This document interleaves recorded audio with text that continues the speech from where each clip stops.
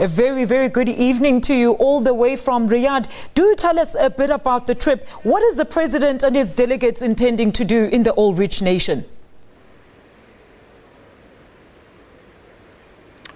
Thank you very much, Alicia, and a very good evening to our viewers. Indeed, this is a very important visit by South Africa's president.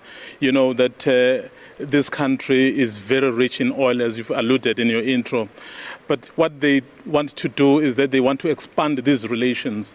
In the past few months, Alicia, you'd remember that the prices of oil have been falling. So a country like this is forced to look elsewhere in order to make sure that it diversifies its economy. Most of its GDP, it relies on oil.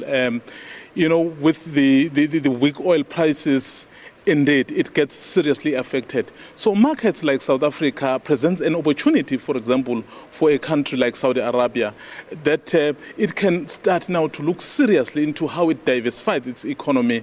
So this is one of the reasons this state visit is taking place here. And of course, South Africa is looking at a variety of opportunities, though they have it in small amounts. But a country like Saudi Arabia does have gold, does have a little bit of mineral resources, and then the experience that South Africa possesses in terms of mining, dealing with that gold will come in so handy. So it's one of those issues that will be discussed between these two countries, the exchange of experience and expertise in various fields. And of course, this is an oil-rich country who wouldn't mind to have more oil coming our way. Absolutely, Mzondile. Look, we hear that, of course, the country has agreed to work on a project that will power about 200,000 households. Are you able to give us more information on that project?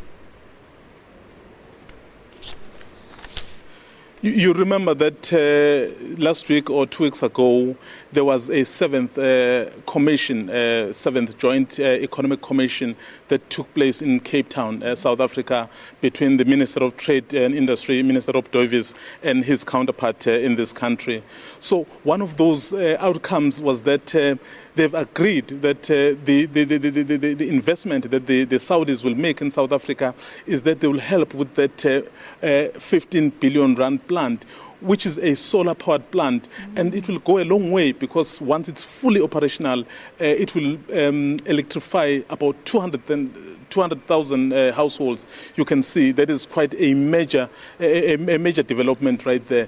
So for Saudis, it's an important step to show that they are indeed investing in the country, and then with this visit they really want to show and intensify and actually do it in practice and show that the investment between the two countries is really happening. That is why this project was very important, as it was announced about a week or two ago there in Cape Town. All right, Mzondile, look, very quickly before I let you go, I know the President is about to arrive and we'll get an update on that. Now, just how important are trade ties between these two countries, and how will both of them benefit, specifically South Africa? Alicia, this is a very important partner for South Africa. In fact, the relations between these two countries date back many, many years, even before South Africa became a democratic country, when Saudi Arabia was one of those voices which was opposed to apartheid. And then when the formal diplomatic relations were established in 1994, then you had a state visit by our first democratically elected president, President Mandela. He actually undertook that state visit in 1997. And of course, President Thabo Mbeki also did come here in 2007, really to show that the relations between these two countries are really important. I can just tell you that this is where South Africa gets most of its oil.